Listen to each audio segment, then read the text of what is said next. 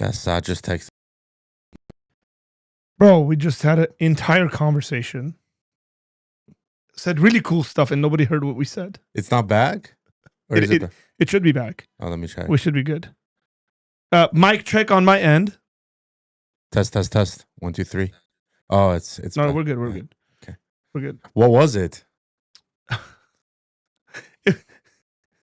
Like, it was on there, but for some reason, I had to get off there and get back on there, and it worked. Yeah, So what were you saying? You were saying there was a rapper at the Blessed God Summer. It was so golden with the way we started that. I know. And then none of it got... okay. So I was at the... Dude, this is nice. Yeah. I was just at the Blessed God Summit, as many of you guys know.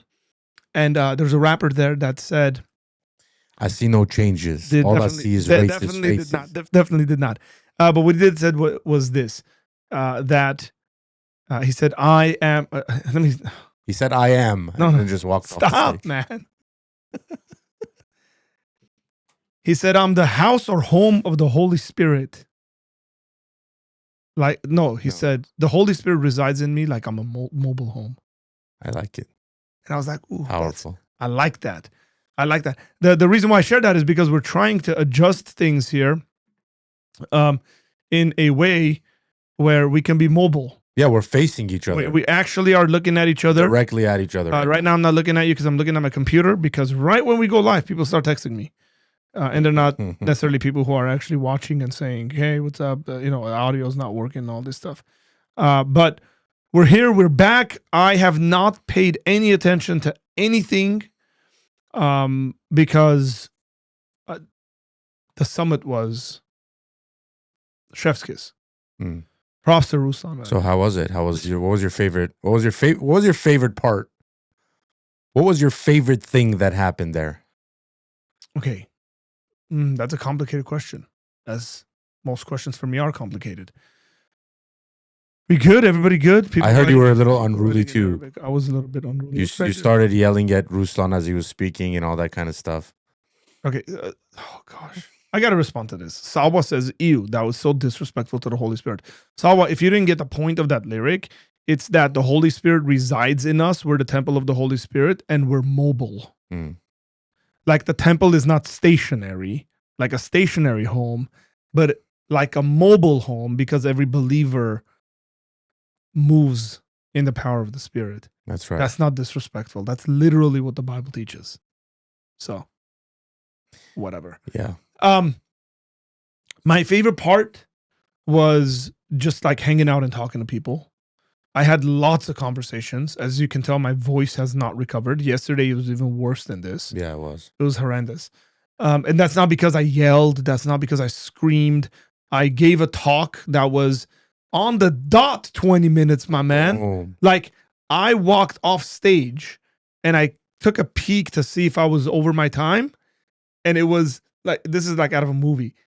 And as I'm walking off, Ruslan's coming on, and I look at the clock and it's going 3, 2, 1. That's serious. Perfect. And I was like, man, I hit that. And I couldn't see it actually when I was speaking, because the podium they had me behind was huge.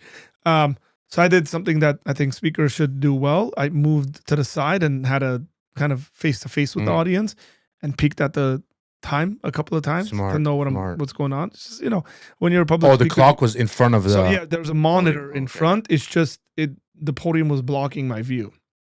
But yeah, man, I gave a talk that was very similar to the talk I gave at our conference, but I tweaked it around and worked on it a bit more. I really liked the way it went this time. And one of the things I realized is the next time I give this talk, I'm going to have a PowerPoint show, because there's a number of things I alluded to that I wish people saw pictures of. So I speak about architecture, and I speak about kind of art and literature and all this stuff. Yeah. And music.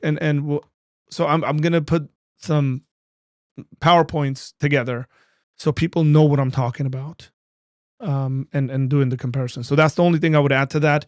My favorite part was just meeting people, man. I had a guy come up to me, said, Art, what's up, man? How you doing? I said, "What's going on? What's your name?" And then he looked at me and he said, "Where's Tom?" Bless that guy. Bless that man, whoever he was. I'm right here. So how do you think these conferences are gonna shape the future of like Christian apologetics, especially like content creation and stuff? Dude, the thing is that like I don't go to too many conferences. I actually think people who are like perpetual conference goers Yeah. need to like stop Yeah. and do other stuff. I think if you go to anywhere between 1 to 4 or 5 conferences a year, I'm not talking on a big scale necessarily. Like you really don't need to go to more than that, right? It like I go to an academic conference once a year, November. Every November, I'm at an academic conference that's attached to a apologetics conference. So I consider that one thing. And so for me, I go because like I want to be challenged with new material academically that's coming out. Like that's very important. Folks that are like, hey, I want to grow in these areas. The thing is that the way Ruslan has put this conference together is not like other conferences. Typically, when you go to other conferences, it's just folks getting up and giving talks, and then there's breakout rooms that are happening. Now that this conference has that, but Ruslan essentially sat there and said, "What are the things I care? What are the 3 things I care about the most, or that's like my life's involved in?" And then he said, "Okay, there's like this apologetic kind of thing, my YouTube world, and then the hip hop stuff." Yeah. And he brought it together, and then he packages it well, I think. So, for example, we had musicians on how they grew their platform talking about that. Apart from like performance on the 3rd day, there was a free concert for the community, like right on the beach. It was great. And like his therapist was there. He didn't talk about Ruslan per se, but but his therapist was there and spoke about like healthy emotions, dealing with yourself. And then he did a breakout with his wife on marriage. Oh, Ruslan did? No. Oh, his therapist did. His therapist and his wife were there. Oh, wow, that's cool. Right? And these are all people he knows personally. And I think that's like the cool side of this. And it's unique compared to other conferences. So one thing that worries me about conferences in general is that they sometimes will tend to be more entertainment driven rather than theologically solid and things of that sort. So I guess, do you think the creator space on YouTube and just general Christian influencers is becoming more entertainment driven, or is it still theologically sound and solid? It's solid. By the way, this is not speaking directly about Ruslan's. This is just in general. I realize that Christians are maybe trying to become a little more relevant to the culture, and sometimes that tends to push the theological side of the seriousness of the gospel to the corner in order to appease, Yeah, I can't talk about other areas of like what that looks like. People plan, like I know a number of guys that do a conference for high school students. Yeah, and it's amazing content. And the way they even communicated, right? So like Red Pen Logic's a part of that. A Stand to Reason, Greg Koko's ministry is a part of that and stuff. Bro, they set up like full sets. It's not just people giving speeches; it's people interacting with each other. They kind of role play conversations. It's in a sense interactive, and it's good. You're talking to younger audiences. Do you think this is going to replace traditional conferences? This style that Ruslan is doing, like kind of your traditional going to a conference, sitting through sessions. Probably not. But so you think this is like a niche thing? Okay. Yeah, but I hope it does. Okay. Because there's something there for everyone. You know, like if you go to a conference and you got people who are 77 years old and people that are 16 years old at the same conference, yeah, you're doing something right. Exactly. And which he did. Like culturally diverse. All shades of color. Right? Not male dominant. Like I've been to conferences that are like extremely male dominant. Yeah. Really, really good split. Old believer, people who've been believers for 30 years, I spoke to people who've been believers for a year, less than a year. And so all of that, I think, is to the credit of obviously the team, Ruslan, who put it together, all the speakers, very diverse set of speakers, theologically and just like personality wise. Like all of that's good. Let me ask you one more question on this summit. What's something that challenged you personally there? Because I know we talked a little about it beforehand. So lots of really good talks. And so like, look, I can sit there. Wes Huff is giving a talk. Wes Huff gave a really, really good talk. Amazing guy. Props to Wes, by the way. Flew in, spent a day there. Flew back to Canada the morning of because his own ministry, Apologia Canada, had a conference that he had to be at. Like a lot of people would have said no to that. And his conference, I think, had like 1,400 people or something like that there. But the fact that he came out, he gave his talk.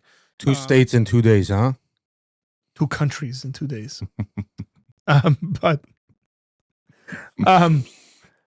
like, you know, Wes gave his talk, and a good chunk of it was very related to a book that I just read, Saints and Bullies. I've recommended that book to you. And then at the end, I was like, dude, this sounds like a lot like content from the book. At the end, he was like, you guys go and read this book. And he put Saints and Bullies up there. But the thing that was like so the thing is, sometimes I can hear these things and I go, well, I know those things. They're good reminders. They're good encouragements. Not that because I know it, I don't listen to it. I'm not like that.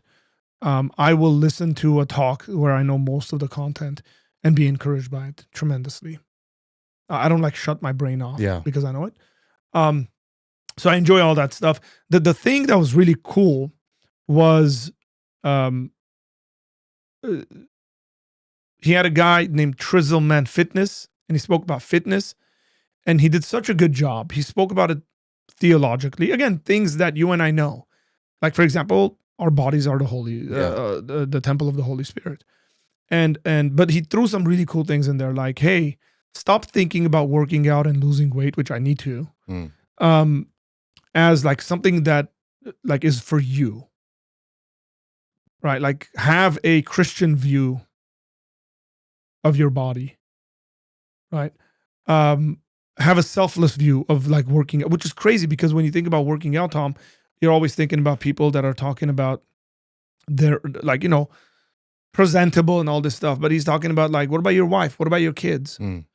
Like, this is a selfless Christian view of staying healthy. Yeah. And he wasn't necessarily like, everybody's got to get shredded and compete and stuff like that. It's like, hey, you got to be healthy. And he gave really good practical stuff. Like, hey, go, you know, walk 7,000 steps. Don't walk 12,000 because you probably can't do that right now. Very, very simple stuff. Again, we know these things, but it was convicting to me because I know where I'm at with my weight. Yeah. Yeah, that would be the thing. But the thing I enjoyed the most was like one of the nights I stayed up till 2:30 a.m. talking to a bunch of young guys who were asking me questions about marriage and life and ministry. One of the guys was like, hey, I got to preach. It's my first time this week preaching. What advice would you give me? And so spent time talking to him. A young gentleman sitting to my right, giving him advice on how to go about things. Like, you know, so those are the things I really enjoy when it comes to conferences like this. You know, I appreciate that about you. When you're speaking to somebody, it doesn't feel like you're waiting for your next response. You're listening. I like that.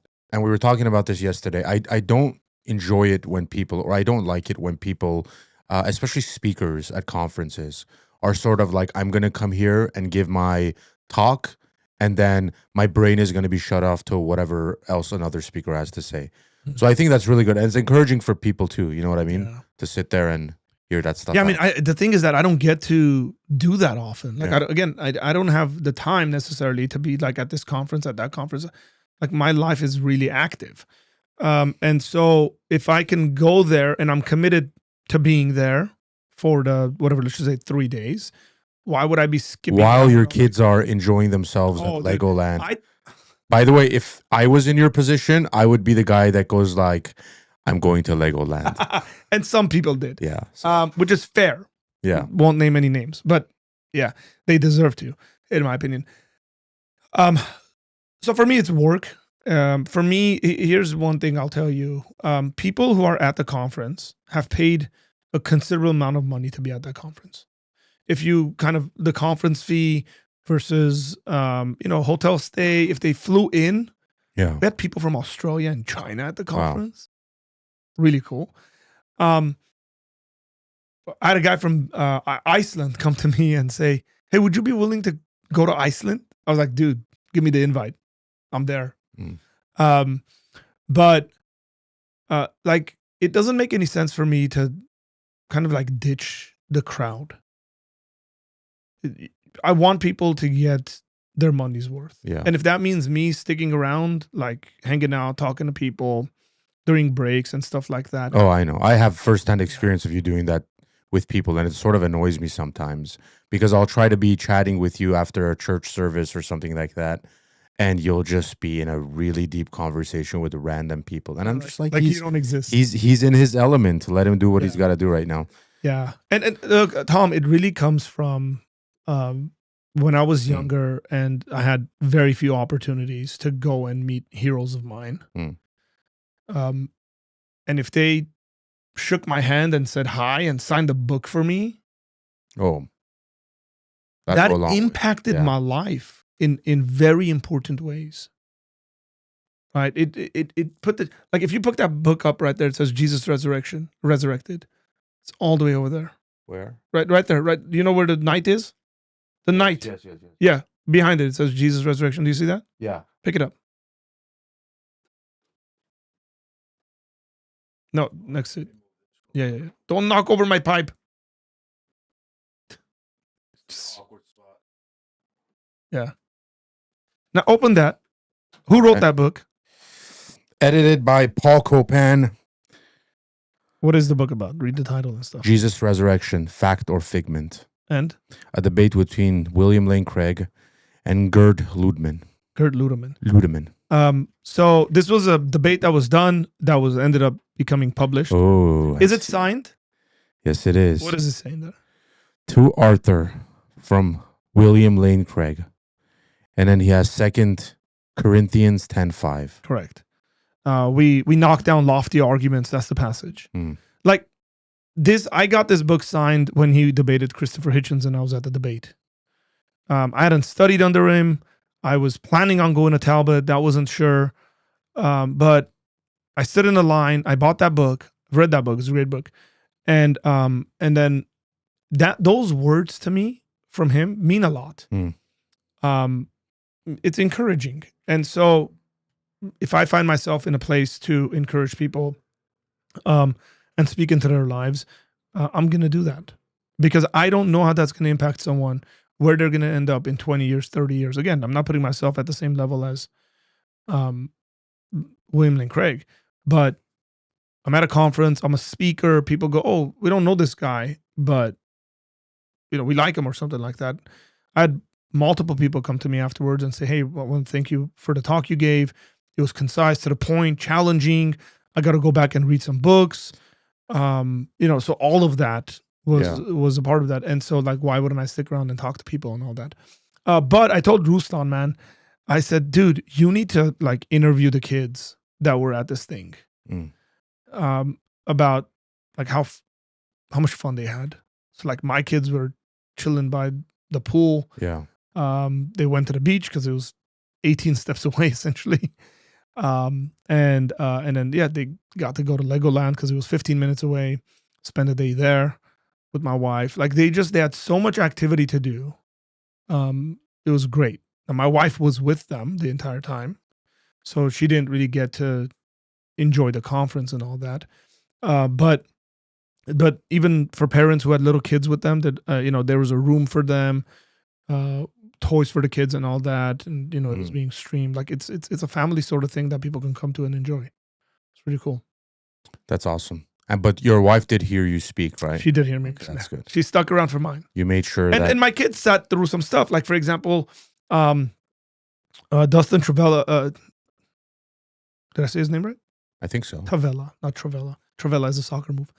Dustin Tavella, who won America's Got Talent, was there, and he's a mentalist, illusionist, magician, whatever. He did a show, and my kids have been talking about it for a year. Since last year, they were like, "We can't wait," and they were there the whole time, watched the show, loved it. So there was a comedy show that my wife and I sat through, enjoyed ourselves, and laughed quite a bit. So there's definitely things your kids can sit on as well. That's cool. That's exciting stuff. Well, you look happy and refreshed. And hopefully the networking game is strong too. The what? Networking game. So you know what I realized? You never know when that big moment is going to come for you. It's sort of when you look at someone like Wes Huff. Yeah, come on now. We'll talk about him a little bit. He was, I mean, I was probably introduced to Wes Huff the first time he spoke to you. Yeah. Like seeing that video. I'd never heard of him before. And the next time I really hear of him is when he's on Joe Rogan. So honestly, I personally didn't follow his stuff. So it's just, it's funny because it was through a non-believer that one of the most prominent Christian influencers right now was introduced to another believer. Yeah. So you never know when your time is going to come in that sense. Yes, you do have influence on people right now. There are a lot of people, and we see that, we view that. But also, by being there, by spending time with people, you never know where that one moment is going to come where all of a sudden, boom, you've prepared yourself and now God's using you in major ways. So, amen. Yeah, and you know, even if God's using you to impact the lives of 15 people, oh yeah, that's a lot of people. Like, we can't ever lose sight of that. No, it's funny. My friend was telling me, Emil, actually, I'll give him a shout out. Emil was telling me a couple days, because Emil gets mad because sometimes, and he does this to me too, by the way, he doesn't admit it. Sometimes I'll use his ideas, but I won't give him the credit for it. And he'll be like, brother, I said that. And I'd be like, okay, you say things I say. But he said something like, I was sitting down and thinking about, Tom and Arthur have 10 people watching them at that time. We have about the same amount right now. And he said, that's actually pretty crazy if you think about it. You're in a room with 10 people focused on what you have to say. That's not a small size. If I was sitting outside in your backyard right here and 10 people were gathered around me and I was speaking to them. As a matter of fact, Jesus did that a bunch of times, right? 10 to 12 people. And so that's exciting. It's funny because we compare the amount of people watching to the largest influencers. Yes. And the reality is you got 15 people, 20 people genuinely focused listening to what you have to say. That's a pretty big audience. Yeah. And again, you never know how you're impacting people, what's going to mean. Look, I'll put it this way, man. We need to play the long game is my point. Suppose there's someone watching right now who just got married. And I get to influence them in certain ways. And then this guy has a child and he influences his child or children. And then, like, because of my influence, potentially generations of people have been influenced. Like, we might never see that. Probably won't, which is a good thing. If you ask me, that we never see that, because it probably will mess us up and we'll think higher of ourselves than we ought to. But that's the reality. That's the way I process information. It really is. And it keeps you humble, down to earth. Again, you could be impacting millions of people, and it's not as easy. I'll give you an example. I hope he's okay with it. I think he will be okay with me sharing this. But Mike Winger, I spent some time with Mike Winger at the conference. Mike's such a gentle, just awesome pastoral guy. We were trying to get somewhere. It was, I don't know, let's just say 50 feet from one room to outside. It took us 30 minutes. I timed it. I looked at it. Every 3 steps we would take, someone would want to talk to Mike, and Mike would stop, have a conversation with that person, finish it. We'd start moving. Somebody else would say, hey, Mike, I want your stuff. And then he would have a conversation. And it could get draining. Yeah. Like, at one point, I wanted to throw like a jacket on him, and like the way not not, and I'm not talking about celebrity status. That's not what I'm talking Yeah. about. These conversations were all genuine conversations. They weren't like, let me take a picture with you. Yeah. It was, Mike, your video did this for me. I'm in this situation. How do I deal in wise ways? Like they were actual conversations with people. And it just shows you how much impact he's having in people's lives. That's great. It's awesome. Yeah, it's amazing. But it does come with its, difficulties, let's say. Let's play this before we go on to the Islamic conversation. Wes Huff, we just mentioned him. Let me bring on my man back here. Oh, that's me again. I forgot. Let me bring up my man. I forgot that I changed the cameras. Like your camera is my camera, my camera. That's a good one to clip out. Let me bring on my man. This guy's arrogance. Guys, Wes Huff just went on the Diary of a CEO podcast. I've been listening to this guy since he had Jurgen Klopp on. He has really, really like awesome folks on. So I don't know how many, and they discuss some really, really awesome stuff. And Wes was just on. Posted 11 hours ago, already has 360,000 views. Wow. Come on now. The channel has 15 million subscribers, 15.2. And I want you guys to see the flavor of this interview. Because when I saw the trailer they dropped, I was like, oh man, I got to watch this. Okay, now 2 hours and 30-minute conversation. Check this out, you guys. I hope the audio is going to come through clean. Am I going to hell? Yes. But here's the thing. Everybody is going to hell. And it's not because they don't believe in God. And look, I'm a historian and a theologian, so I study ancient biblical manuscripts. And if you truly understand what this book is saying, I don't want you to experience that. This is not a place I want to go. So what do I do about that? It's not about trying to earn my way into heaven. It's not about checking off, oh, I read the Bible this many times. I didn't lie, I didn't steal, I didn't cheat. Yeah. Like, it's none of that. But here's the problem.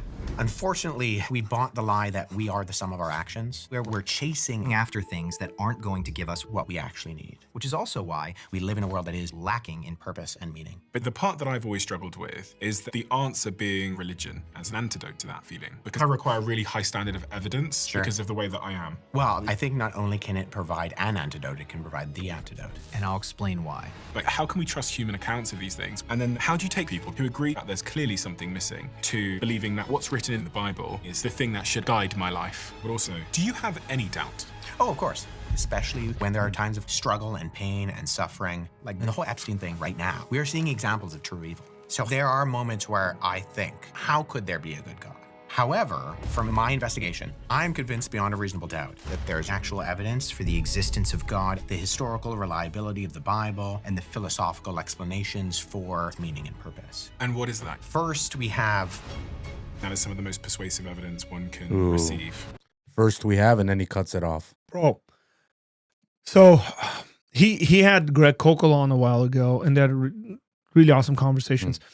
This gentleman, I think, is like on the brink, in my opinion. But there's a story he shares with one of his friends who was like doing really good financially and stuff, absolutely depressed.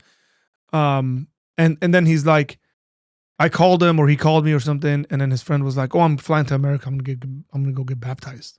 Wow. So one of his friends that was like, and he shares this story, and he goes, something's like in there, and so he's not a believer. He's searching, and I think this conversation actually, as conversations go, is probably, and I haven't seen it, probably a better conversation than the one Wes had with Joe Rogan.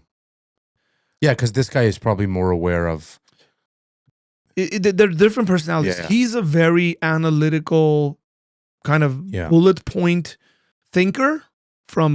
I've seen a number of his interviews. Joe Rogan is a lot more like off the cuff conversationalist, and he's really good at that. Oh yeah.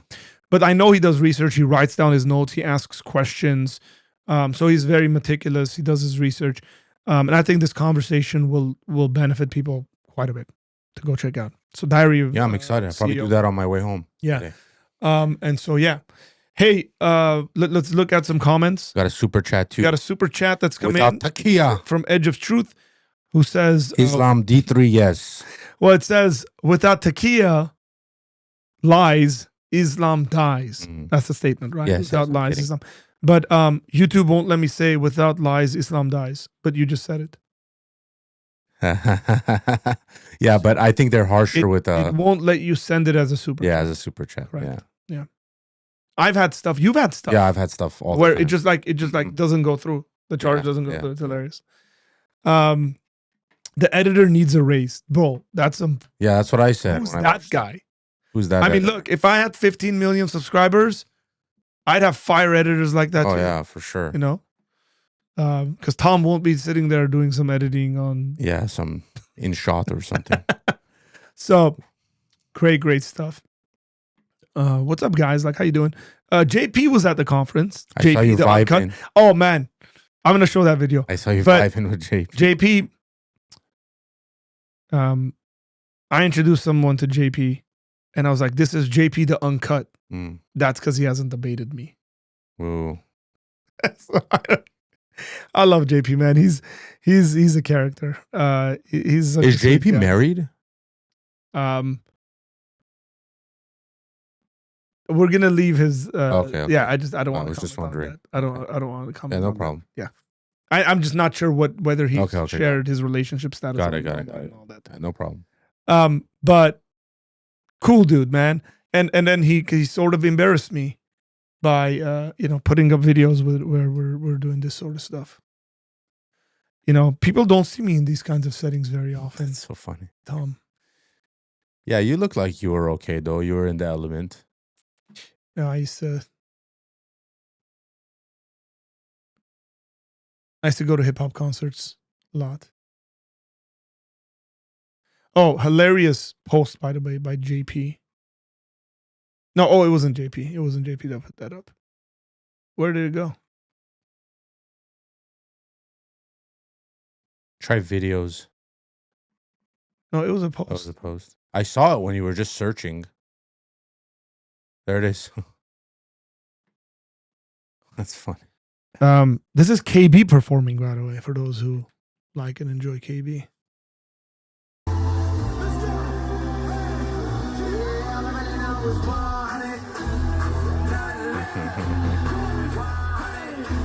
That's a vibe right there. Yeah. God Logic got some moves though. Oh man, he was He's doing the. he was vocals. dancing. He was having a blast. Avery can dance, man.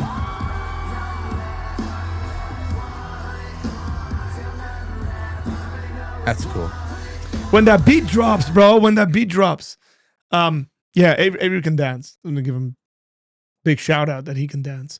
But had a blast seeing these guys because look, man, the reality is we live in different parts of the world, or the country, let's just say, and coming together and seeing each other or meeting each other and spending some time with one another, even that's like over a meal, is just really, really cool.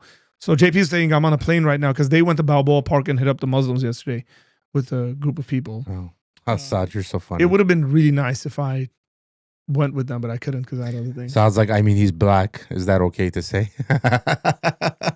That definitely does help with the vibing a little bit for sure. Wait, are you saying he's To the dance. that's why he can dance? Yeah, I mean, come on. Like, go away, Saad. They can do it a little more naturally than we Well, can. look, I'll say, look, there is a thing to be said about culture. I wouldn't say Yeah. genetics, Yeah.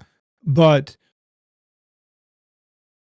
like black, let me just say African culture Yeah. that obviously results in the Yeah. African American culture, like has music built into the bones. Yeah, they're very easy like moving. movement and all that stuff. So that's really cool. Yeah. We're stiff. But that doesn't, no, we're not. No, we're not. I can dance. Put No, some you can Armenian dance, but music. we're a little Some stiff. Even Armenian dancing is very stiff. It's very called manliness. very stiff like that. Assad is also saying, outside of his racially insensitive comments, he's saying, Art, talk about the Trinity debate. There was a debate apparently that There went was a on. debate on the Trinity, Avery and Jacob Hansen, the LDS apologist. Look, it was interesting, and I had pretty critical remarks about the debate. Mm. And I let my opinions be known Oh, to okay. everyone. Jacob, Avery, Ruslan, And what was that? everyone. I don't think so. I blame Ruslan for the prompt being the way it was. Yeah. The prompt was a question: did Does the Bible teach the Trinity? It's never a good thing to have a prompt for a debate be a question. Folks, don't ever do that. I wouldn't take a debate where the prompt was a question. Say no, change it. It should be a declarative statement. So it should be something like The Bible does not. Bible. No, it should be the Bible teaches the Trinity. Avery, affirmative. Jacob, the negative, and then go at it. But because it's a question, what ended up happening is like Avery got up there and he quoted the Bible. His opening statement was a bunch of quotations from the Bible saying, "Look, the Bible teaches the Trinity," and then Jacob got up there and tried to pivot a bit, where he was trying to come at it philosophically and say, like, there's contradictions with the philosophical explanation of the Trinity, and the LDS explanation is a better explanation. Got it. But that's not saying the Bible doesn't teach it. Yeah. Do you understand? Like, Yeah, he's actually saying the Bible does teach it. You guys understand it wrong. We have a better understanding of it. But that's not what the prompt is. So based on the prompt, I think Jacob lost. I think Jacob had a really strong opening to the debate. Okay. As debates go, I think he opened very well. And I can see why Avery did what he did, and I shared this with Avery. When they sat down for cross-examination, I think Avery took it like really, really well. Yeah, he really shines in those moments, honestly. So I spoke to Jacob. I shared my thoughts with him. One of the things that we're planning on doing is having Jacob on the show for him to have an informal debate with a friend of mine. I will not name the friend yet, but he's very knowledgeable on LDS theology, and I'd like to moderate a conversation there. And Jacob said he's good to go.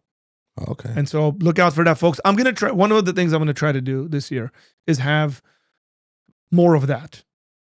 Things of that sort. Not necessarily debate. I don't want to... Look, man, I don't want to go into the way that I'm seeing debating and stuff done in the Christian space or in the Christian Muslim kind of spaces. And that's partly why I don't want to be the one doing the debating. I want to moderate it because I want it to be what I wanted, what I would gain from. Yeah. Like learning. Or just leading the conversation. Yeah, like leading the conversation, asking the right questions, kind of pulling people back from kind of going crazy, all that stuff. Overall, good. Look, entertainment-wise, 10 out of 10. Both of them. Both of them are funny guys. Hilarious. Yeah. I mean, man, Jacob had some there was a moment where he said something, and then he looked at Avery and he said, "That's logic." And it's brilliant. But there was a moment in the cross-examination where I think Jacob fumbled and kind of contradicted himself, and Avery just got up and left. He's like, "Done, thank you." Now, he didn't actually leave. He came back. So he does that in the debate with Jake. I forget his last name. The Muslim Jake. But he goes like, "It's over. Metaphysician. It's over." And then the camera pans to the metaphysician's face, and he knows it's over, man. He knows it's over, but he knows it's over. So he's great, man. Avery he looks like a non-intimidating guy. But he's very intimidating. Then he's funny because even his aggression is sort of in like a humorous way, which makes it like it sucks to get dunked on, but it sucks to get dunked on while the other person is like kind of like laughing at you and taking it easy. Logic. Yeah, Chef Logic. He does a good job. Look, we have I think I can announce this, but we have our praise with reason. Praise with reason. Praise with Reason conference coming up, and that's going to be on April 25th. Yep. And we have penciled in, almost penned in, more markered in if you don't think about it.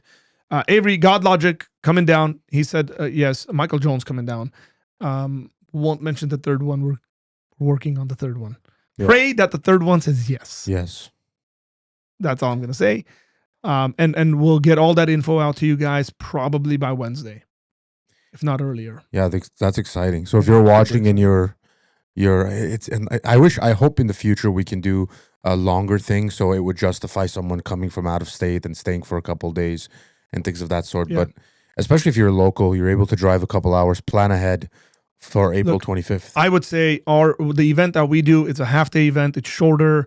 The financial commitment is not that much, and we are doing it predominantly for local folks. Yeah. Because there's areas, even like, Orange County's got like crazy awesome stuff going on, but there's in our area there isn't a lot of this stuff going on, and so we want to be the people that provide this. Yeah, and the topic is exciting too. It's a soft. We haven't fully decided on it, but we were leaning. Is it okay to say we were leaning more towards a discussion on cults? Yeah. So this would be Jehovah's Witnesses. I would even include Islam in there and Mormonism. So yeah, too. So things of that. So I don't know exactly how. What I would say is, generally speaking, it'd be on false teachings. Yeah. And navigating that well. Are you hinting at our third speaker here with false teachings? I'm just asking. Wink, wink. Wink, wink.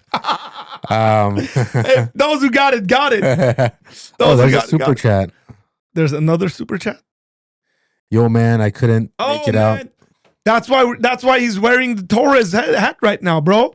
Bro, this is I know I've said this, and I'm not kidding. This is my favorite hat I've ever worn.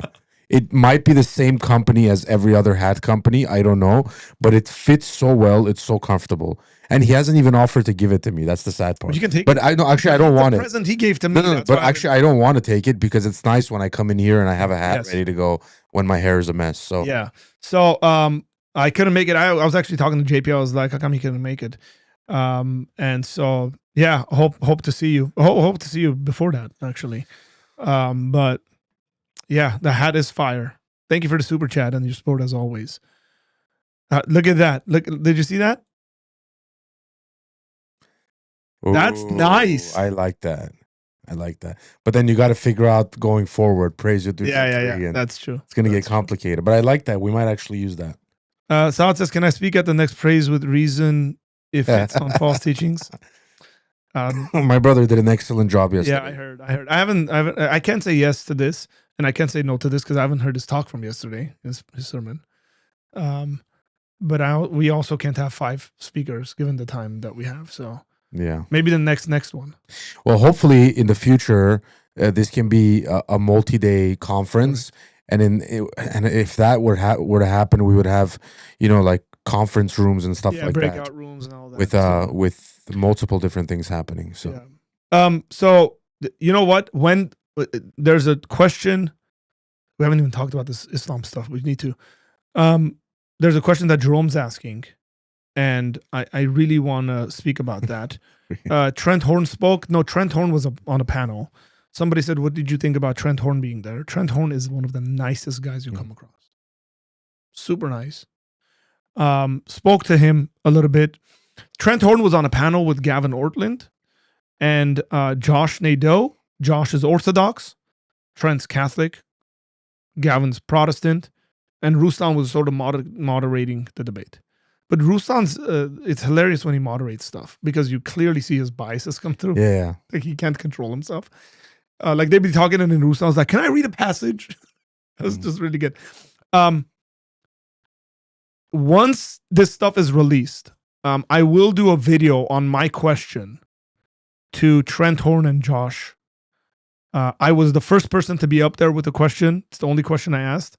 The conversation was really good, but the question I asked went over, at the time I asked it when they were on there, went over both Josh's and Trent's head, in my opinion. And Gavin got it, so I think I was pretty clear with the way I asked the question. And then, but later on in the green room, I had a conversation with both of them, and I said, guys, I think my question went over your heads. And like I was very unsatisfied with your answers because my question, I think, really brings to the surface a certain issue. So I don't want to give more than that because when some of this stuff gets released, I do want to do a video on that and why I think the Orthodox and Catholic positions, especially when the Orthodox and Catholics come together to somehow dunk on the Protestants, it doesn't solve anything. No. At all. It actually complicates the matter a bit more. Yeah. So Nick's doing all Nick's sorts amazing, man. Dude. I didn't see the 3 one. Where's the 3 one? Did he put a Praise with Reason 3 anywhere? No. No. See, that's a tough one. But he can put it in the E where the reason is. Oh, that's true. R-E. Yeah. Yeah, he can do that. Oh, he's going. Okay, we got the next 5 years down. We got to hire this guy as our promotional thing. Yeah. Okay. Hey, let's talk about this whole thing in New York. What's going on? Exciting stuff. It's not exciting. No, I was talking about what we were just talking about. Yeah. So I feel like we got kind of sidelined here because this conversation was super interesting about your conference and stuff like that. So, I don't want to it's kind of an awkward transition into it. That's fine. We can transition into it. We allow transitioning in this apologetics ministry. We allow transitioning. No, we don't. Yeah. So, man, Islam is annoying. Let me start with that. And I think my problem is, and correct me if I'm wrong, because there's always a fine line. Sometimes I'll make a statement here during the stream, and then I'll go home and I'll think to myself, and I'll be like, you don't really believe that. Like you don't have real, concrete, solid foundation based on the statement you made. So I want to be careful. And by the way, guys, if you see me touching my phone like this often, is because I'm counting the number of times I say like at the inappropriate moment. So I'm trying to speak a little slower and not say like, any of that kind of stuff. So now you're going to notice it more, which is fine, but I notice it as well. But these kind of conferences where, and I'm not speaking on Ruslan stuff, I thought that was great, but I feel like we're legitimizing Islam and Mormonism to a degree where they don't necessarily deserve it. And I don't think conversation is bad, by the way. I think debate is great because you're not necessarily doing it to change the person, but it has a massive influence on the people who are Muslims and stuff who are listening. But I want to make sure that it's made clear that these people are not our peers in the sense of they're not on equal footing. And I want to make sure, because guys like Jacob, where you'll meet and you'll be like, this is a super nice guy. He's super fun to talk to. We can be friendly with each other. At the end of the day, what I believe is he's a part of a cult, and what he's teaching is complete heresy. Correct. And it's damaging to people, and it's going to lead him to hell, just as our brother Wes Huff said. So I want to be careful in having these conversations with these kind of people, to not elevate their personality or how great they are as a human being to a level where it's like, okay, now we're all just cool brothers hanging out and stuff like that. And that's my fear. The reason I'm saying that is because when you do that, you forget what Islam actually stands for. Correct. Which is what we're seeing in New York right now. And I'm not saying some radical Muslims. I'm not saying, the terrorist Muslims. I'm saying Islam as a whole, as an ideology, if practiced to the degree where it's actually being obedient to what the Quran, the Hadiths, etc. say, is actually a very violent religion. Okay? I've always said this, and I'll stand by this. This is something I've thought about hard and long enough. So this is a statement I'm not just pulling out of my butt, okay? Islam practiced in kind of a peaceful manner is equivalent as a Joel Osteen Christianity to me. It's the same thing, Art. Like, that's how I see it. I don't see a scenario where true, genuine Islam is practiced in a peaceful way unless you're willing to bury a bunch of its passages that are very relevant to its religion. And this is me coming fresh off a God logic debate that I'm saying this kind of stuff. So it's not just pulling it out of nowhere. So when I see things like this occur, like what happened in New York City, which was outside a Gracie mansion in New York City, which is where the mayor resides. Ooh. Mayor Mamdani. A Muslim. Yes. So here's the thing. A lot of these mainstream media organizations were saying things like bomb explosion device blows up outside of Gracie mansion in New York. Okay. Oh, my God. Another one was 2 teenagers from Pennsylvania. Oh, wow. Right? So they're trying to put this in people's heads where this kind of thing occurred. And what do you think about when you think about a explosion device outside of a communist Muslim mayor's office? You immediately think, oh, this has to be some right-wing person. But it wasn't. It was a small anti-Islam protest organized by conservative activist Jake Lang. Okay. And a much larger counter protest that happened. So it was about 15 people with Jake Lang. So mainly for probably content and stuff like that. And then you had about 125 people show up counter protesting. And apparently during some of the confrontation there, one of the Is Jake Lang the guy that like burns, not burns, but like puts pig's blood on? I'm not sure. I've seen some of Jake Lang stuff. You can search him up, but yeah, he's a content creator. Pretty big. Go ahead. You're saying. Hold on, I want to see if. Yeah, I think it is. Yeah. Yeah, I think so. So he tends to be placed more on like the far right, whatever that means. Okay, so apparently somebody from his side, okay, the conservative side, pepper sprayed somebody from the counter protesters, and just happened, okay, that as soon as they were pepper sprayed and they wanted to do some self-defense, they had IEDs, explosive devices, to throw at these guys, which shoots out shrapnel and metal and stuff like that. So it's like, Arthur, if you're on the street and somebody pepper sprays you, and then you're like, oh, I have the right to self-defense, are you just going to look around you and be like, oh, there's an IED, let me pick it up from the ground and use it? No, of course not. But again, these kind of headlines are placed out there as if this guy randomly had an IED on him ready for self-defense. Like he didn't show up there prepared to do exactly something. So anyways, this happens, okay? Police say the devices contain nuts, bolts, screws, and fuse.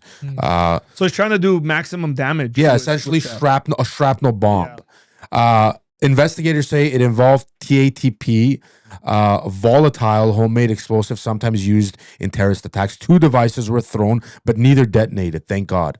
A third suspicious device was found later in a nearby vehicle connected to the suspects. Now check this out. Authorities arrested 2 men, Emir Balat and Ibrahim Kayumi, 18 and 19. The teenagers are 2 adults, 18 and 19. According to federal investigators, they allegedly built and brought the explosives to the protest. Authorities say, here's the big part, the suspects expressed allegiance to ISIS and discussed carrying out major attacks. Yeah, so they've been radicalized somehow. Yeah. Probably by online stuff is what my guess would be. And then some connections. I mean, this has happened before. It's very clear what's going on. Look, here's the questions we always want to ask. Right, because the way we live our lives, this was actually what my talk was about, Tom, at the Blessed God Summit. My talk at the Blessed God Summit was about worldview formation, and that our worldview works itself out in reality. Okay, so I won't give details into this because I might have this gentleman on later for us to have a really good conversation. But heliocentric. He's known as heliocentric online. He's an atheist guy, former Christian, walked away from the faith, had a really good sit down with Sean McDowell, and they were talking. And he brought up some subjects. And I told Sean McDowell, I said, you should have pressed him a lot more. And again, Sean's a different personality than I am. But when we were hanging out, we hung out a lot. And I shared with him heliocentric, and I said, hey, bro, I said, why are you complaining about the things he was complaining about? Said, like, according to your worldview and your atheism, who cares? Yeah. What's your problem? Now, by the way, I talked to him like this because we hung out last year. I spent time with him, talked to him. And he said a number of things that I'm not going to go into. But it's the worldview matters. And because these are all downstream effects of worldview. So my talk that I gave was, there's a Christian worldview. The Christian worldview has developed society in such ways. And I focused on the arts and all that stuff, and politics. I focused on that. So let's not be naive enough to not think that Islam as a worldview has downstream effects. And the question we should be asking is, whenever we come across Christians, Muslims, Hindus, Jews, whatever, Buddhists, is whether these people are living in accordance to the downstream effects of their worldview or not. Exactly. That's not complicated. So if we want to call someone a hypocrite, what do we compare that to? We compare it to the foundational teachings of their religion and worldview. Yes. It is not Islamophobic, which none of us have a phobia to Muslims. No. Doesn't exist. Or we wouldn't be saying these things. Yeah. Like, it doesn't exist. We don't have a phobia. we think they're wrong and we think they need to repent and believe in Jesus. That's it. It's very simple, right? The downstream effects of Islam, whether people are consistent with that or not. Now, if people want to say something like, well, we're reforming Islam. We think there should be a reformation in Islam. There's some movements like this, right? The Imam of Peace, my doppelganger twin brother over there. That's so funny. He says these number of things, and whether Islam allows you to do that or not is very important. Because, for example, the Christian Reformation, the Reformation that happened amongst Christians, was at its core a call back to the sources. That's right. The argument is our sources teach this. We've strayed away from our sources. Let's go back to the sources. Now, can Islam do that? No. Or maybe they can, but maybe going back to the sources is the radical stuff. Oh, it would create, I actually would create a more radical worldview. So they could do that. So again, the way we speak about this matters a lot. Yeah. Because if an individual says, oh, that's not what real Islam is about, and then you go, well, Muhammad did this, and the other, and they say, well, that was justifiable because there's some room for those conversations. Yeah. It was war and this and that.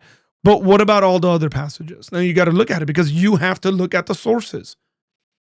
You can't run away from looking at actual sources for the worldview. So if an individual does the acts that they do, are they in line with their religion? So if somebody who, I'm not going to be one of those people that's going to say, well, they're not real Christians for doing that. Let's just say it's a real Christian that does that. We can call out the hypocrisy. Yeah. Because now they're going against what the Bible teaches.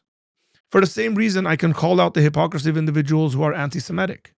Yeah. Or I don't even like saying anti-Semitic, by the way. Anti-Jew. That's what it is. Yeah. Okay.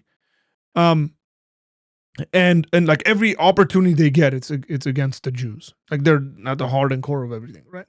And so my response would be, well, hey, what are you doing? Like that doesn't correlate to the Bible.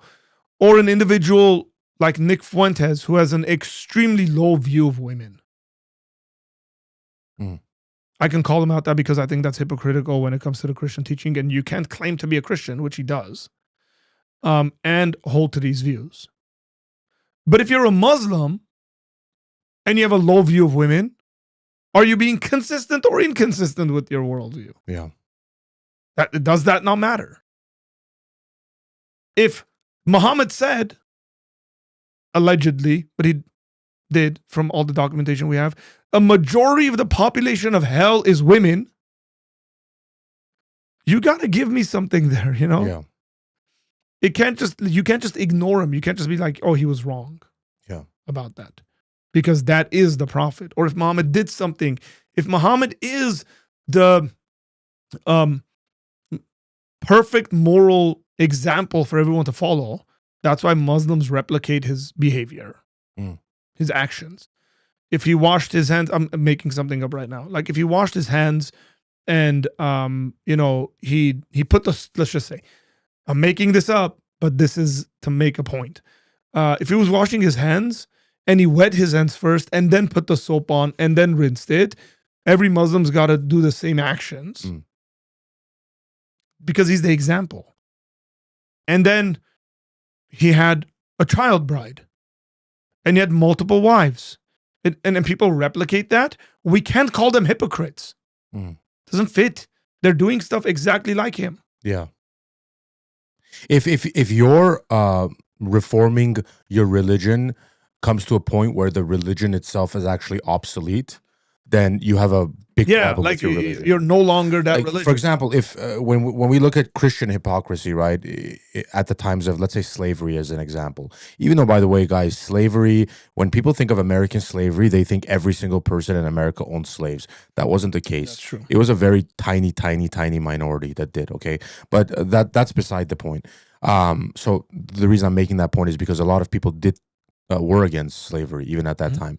But when you look at something like that, and Christians or so-called Christians justifying it, you go back to scripture, you see the way the master to slave relationships were. You try to figure out a way to say from scripture, the way you're treating these people inhumanely, the way you're hurting them, the way you're punishing them, the way this is not godly, this is not what Jesus would stand for. And so you reform back, even in those little social issues or things of that sort.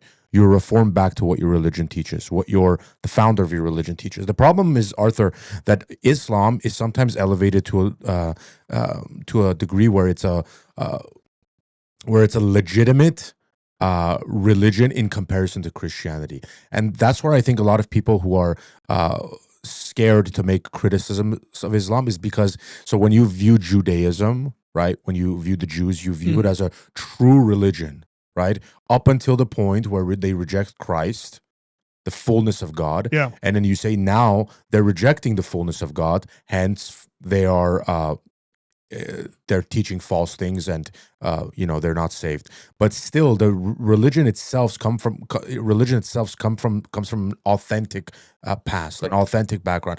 Now, you can't do the same thing with Islam. So when I criticize Islam, I tend to sometimes remove the aspect of them claiming to be an Abrahamic religion and sharing some of the stories that we do. I see them more like communism, right? An ideology that I disagree with. Because as a Christian, I don't see them as a legitimate, source into even what the Jews are or what the Christians are, right? So when you start looking at them as an ideology instead of as a pure religion, as Judaism or Christianity, it becomes easier to start, like picking away at some of their falsehoods. And that's what I mean when I tell you, I don't have a problem having conversations with these people. And I think it's a good thing that people debate them.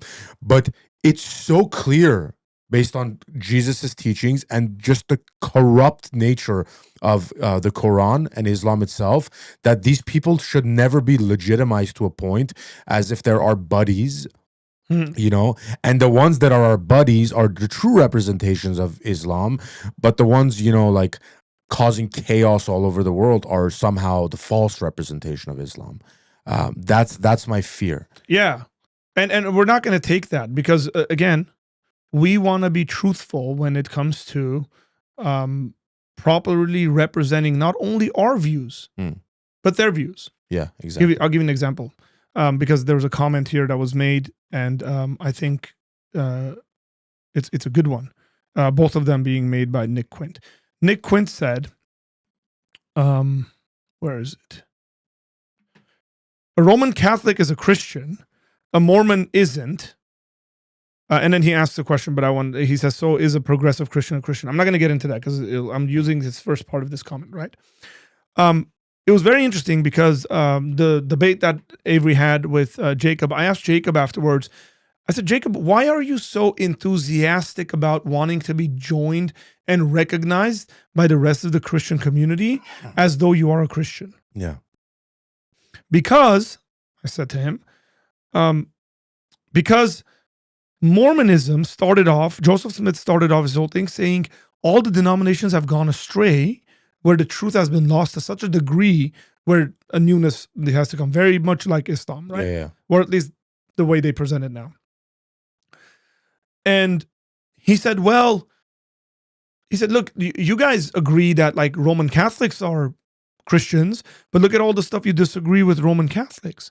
And I said, yes, but they don't believe God has a wife. Like, that's major. Yeah. Right? Like, I get you want, like, look, man, I'm good with like quite a bit of diversity, right? Like uncomfortably so, like where I got to check myself and I deal with my own stuff. But brother, you believe things about God that is not Christianity. Yeah, absolutely not. So therefore, it's rightful for me to say you're a different religion.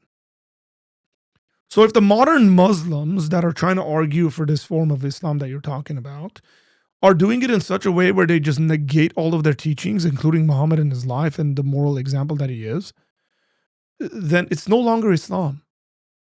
Exactly. And there has been movements like that, by the way, within Islam. I believe the Sufi movement. Mm. Let me actually pull up, because some people might not know about the Sufis and all that stuff. So Sufi Islam. And now they consider Sufism to be a cult. Muslims consider Yes. Sufism. Do you know about Sufism? Yes, I do. Okay.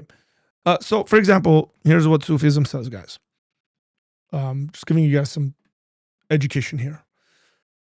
Sufism is a mystic body of religious practices found within Islam, which is characterized by a focus on Islamic purification, spirituality, ritualism, and asceticism. So they're ascetic, right? Like they're separatists.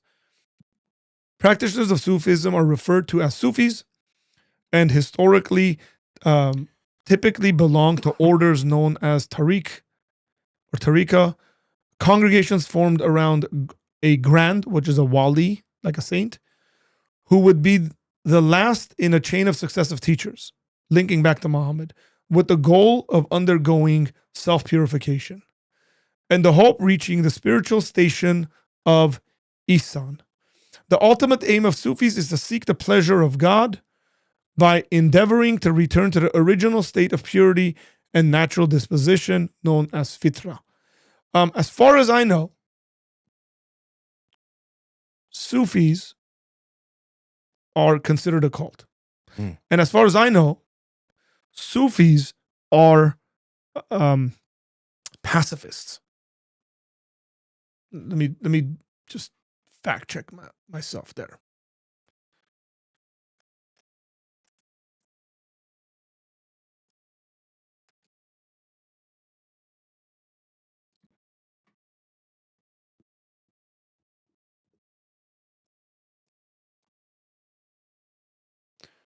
Sufis are not inherently or universally pacifists, although many advocate for peace, tolerance, and internal spiritual struggle, which is, they define jihad as an internal spiritual struggle. That's about it. As far as I know, the Iranian version of Sufism, because it's big within Iran, they're pacifists. Okay. Now, you could go there and say, dude, what are you guys doing? Is this... Now, me and the Muslim would be in agreement, Tom. They called them a cult. I would say you've changed it enough where you become a different religion. Yeah. You've taken on too much. Exactly. Ahmadi Muslims are considered a cult within Islam because they've tried to change it too much. What's the other movement that came out of Iran? Baha'is. Are Druze considered any branch of Islam or no? I don't know. I don't know. But Baha'ism sees itself as another prophet after Muhammad. Yeah. They're seen as a completely different religion. Sikhs are not seen as Muslims, clearly. But Sikhism is a combination of Christianity, Islam, and Hinduism. It's a different religion. There's the redefining is so much where it becomes a completely different religion. And you're either going to be authentic to it or you're not. Yeah. Man, imagine being the cult of a cult. Come on now. That's the ultimate downfall of yourself, is to create a cult out of a cult. Yeah. You've really got it wrong. Really got it wrong. This is a really good question. Is it appropriate? I think I deleted it, but it was something like, is it appropriate to say that Islam is more of a political thing than a religion? My response would be, that's a false dichotomy. It is both a religion, yes, and a political thing. That's why Islam is a socio-political religion. The way we have to think about this is like this. If we were to take Islam, we got an island of people. Maybe the island is Greenland. Okay. We got an island of people, and we throw a bunch of people in there, and then we throw religion on them. Right? Social experiment. We go, Islam is your religion. Here's what it is. Work it out. What would it result in? Would it result in religious freedom and democracy? Or would it result into a caliphate, Sharia law, and Islamic dominance on that island? That tells you enough about Islam, that it's a socio-political religion. Yeah. Whatever the natural consequences are, whatever the natural response is.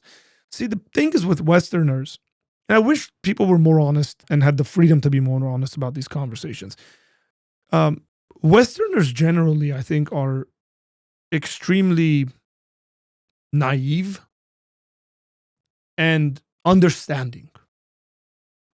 Now, Easterners, those people who've been dealing with Muslims since its inception, are the opposite of this. And I think that's a bad thing as well, by the way. Mm. They are skeptical, pessimistic. They think that a Muslim could never become a Christian. Like it's always some kind of that's true. some kind of a ruse or something like that. And because they've dealt with this, because they've dealt with this struggle so much, they've become hardened in their hearts, like culturally. But because Westerners have had it so good, like Christianity's allowed certain kinds of flourishing, where they are willing to believe Muslims who come into a Western context that, look, we love the way you guys are doing things. We just want to like exist with you. And I want to nuance that a little bit by saying, yes, maybe most Muslims who are running away from their countries, who are nominal Muslims, are actually like that. Mm. Because they don't really believe their religion. They don't really follow it. It's the equivalent to, some Norwegian Christian who, if you push to it, like is an atheist or an agnostic, but is by name Christian. But that's not the conversation. We have to always separate between people who are practitioners, so practitioners of a religion, Christian, Muslim, Hindu, Buddhist, doesn't matter what it is, atheist, and what the religion and worldview teach. Mm. We're not going necessarily after people. We're going after the religion and what it results into. So a 19-year-old who does these acts, is he being more consistent with his religion or is he not? Or is, and I'm not sure, I'm going to put words in his mouth, or is Mamdani coming out and saying, this is not true Islam, this is fake, he should have never done it this way and all this, which I'm assuming he will at one point or another if he hasn't already. Or is Mamdani the one that's a hypocrite? Mm. Or is somehow appeasing the Western conscience to not think of Islam that way? So he's either fake, he's appeasing it, he's changed the religion so much where it's no longer the religion that he claims to be. It can't be all of them. It's got to be one of them. Yeah. That's the issue. That's the real stuff we want to talk about. Yeah, I mean, essentially, when you look at Islam itself as a religion, you have to think about it. The way I think about it politically, Nick, is they would probably, okay, it's not a stretch to say, they would align in their principles more with conservative right-wingers than with progressive left-wingers. Yeah. But why is it that in the political context, they align themselves with progressives? And I think that's where what did you call it? The socio-religious? Socio-political religion. That's where the socio-political side, the political side comes out, which is that's interesting.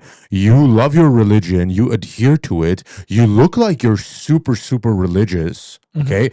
But you're somehow aligning yourself with left-wing progressivism. Why? Like, that's where every single person, every Westerner should take pause and be like, why are you aligning yourself with progressivism? You seem like you would be more in favor of right-wing conservative views, right? Yeah. So then that's when you start dissecting it, right? It's like when you're in school and you start dissecting the frog and stuff like that. You're like, oh, that's how the stomach looks. You start dissecting it and saying, oh, okay.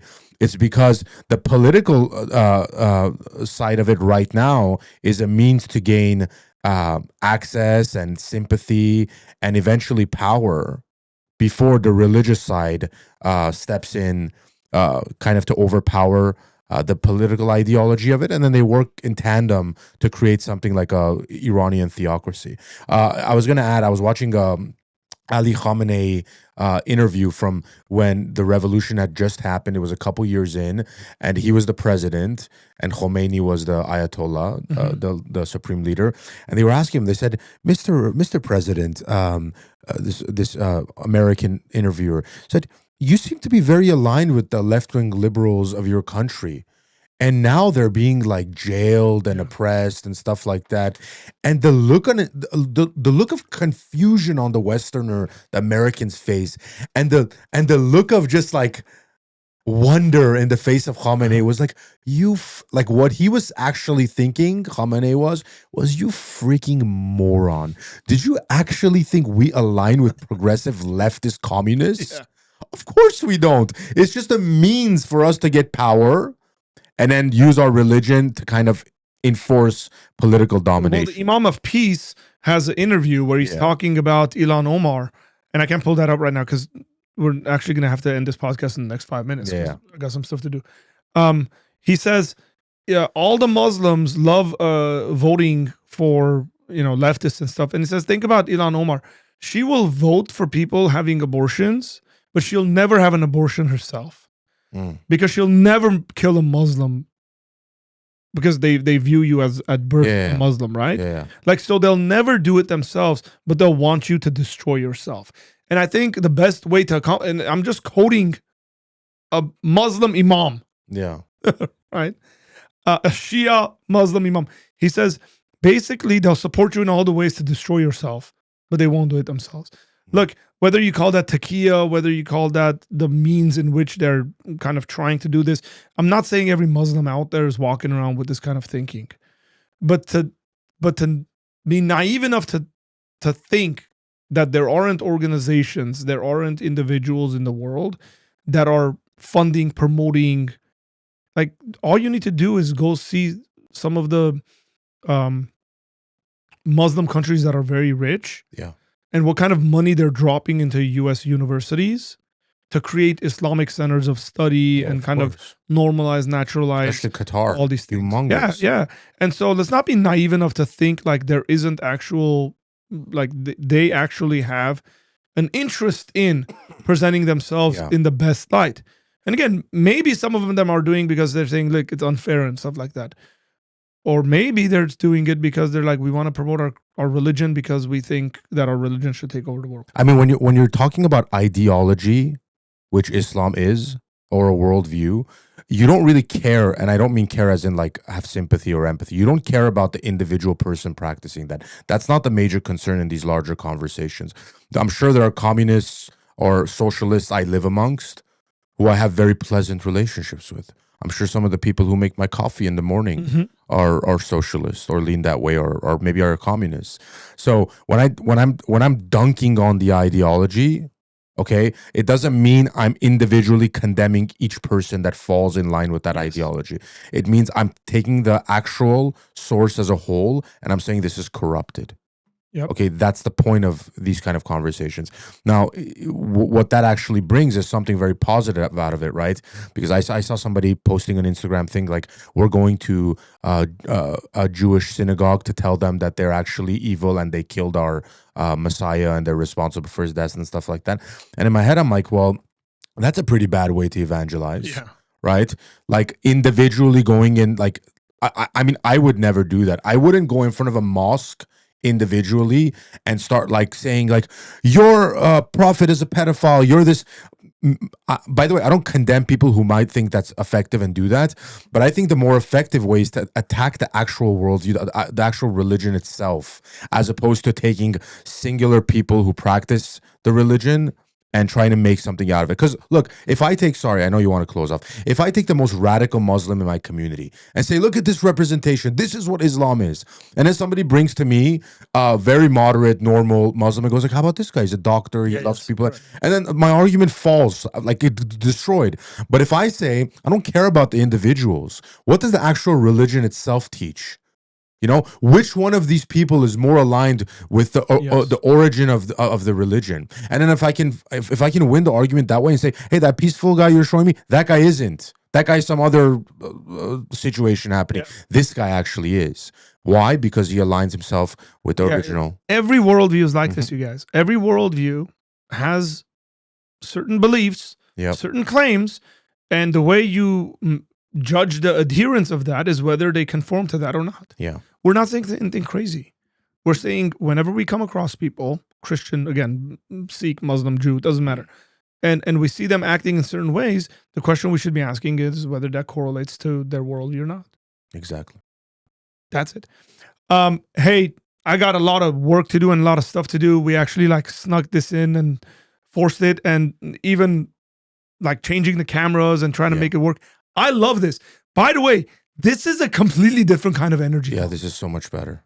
Like my energy level is like here. I'm shocked. Yeah. Partly because like when you look at a screen, like you can do a sociological study on this. Like even though you're next to me when we do these and I'm seeing you on 8 screens, my energy level drops versus me looking at you and talking to you. This is a much easier conversation. Man, we're going to fix this up. We are absolutely going to fix this up. The thing is, we're going to fix it up where I can have Tom in, obviously, and do this, but it needs to be in such a way where I can also be alone and it does a good job. This is decent. I might actually take this camera, put it over here. Flip it. Bam. Got you there. Man, tell me what you guys think, because the way this is working is sort of, and I said this before we went live, is like sort of me and Tom are having a conversation, and then you guys are viewing and seeing, like kind of stepping into our conversation. Exactly. This is great. And we'll fix a number of things where I have a lot more control of the comments and stuff like that in front of me. But this has been awesome. I've been waiting to do this for a while. Finally, you showed up to my office. Excellent. This is excellent. And hey guys, thank you for joining us today.